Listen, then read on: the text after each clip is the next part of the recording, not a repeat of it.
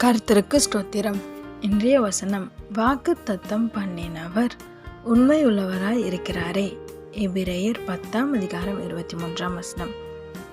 வாக்கு தத்தம் பண்ணினவர் உண்மை உள்ளவராய் இருக்கிறாரே. எபிரெயர் 10:23. இன்னைக்கு கர்த்தர் உங்ககிட்ட சொல்ற ஒரு வார்த்தை, நான் உண்மை உள்ளவராக இருக்கேன்னு சொல்றாரு. ஆமேன். நீங்கள் நினைக்கிறீங்க, வாக்கு தத்தம் கொடுத்து எத்தனை வருஷம் ஆச்சு, இன்னும் நிறைவேறலையே, எவ்வளோ காலம் காத்திருக்கலாமா வேணாவா, பல குழப்பத்தில் இருக்கீங்க, என் வாழ்க்கை மாறவே இல்லையே, ஆனால் வாக்கு தத்தம் கொடுத்தார் சொல்லி காத்திருக்கிறீங்க. உங்களை பார்த்து சொல்கிறார், நான் உண்மை உள்ளவராக இருக்கிறேன், உங்களுக்கு சொன்ன வாக்கு அத்தனையும் நிறைவேறும், ஒன்றும் தரையில் விழாதுன்னு சொல்கிறார். ஆமேன். உங்களுக்கு என்னெல்லாம் வாக்கு தந்தனோ அதெல்லாம் நிறைவேற்ற சொல்கிறாரு.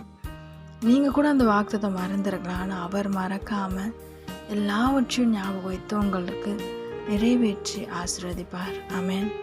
விசுவாசிக்கிறீங்களா? சொன்னதை செய்யும் அளவு உங்களை கைவிட மாட்டேன்னு சொல்கிறாரு. அநேகருக்கு வாக்கு கொடுத்தார், எல்லா வாக்குத்தங்களும் நிறைவேற்றினார்.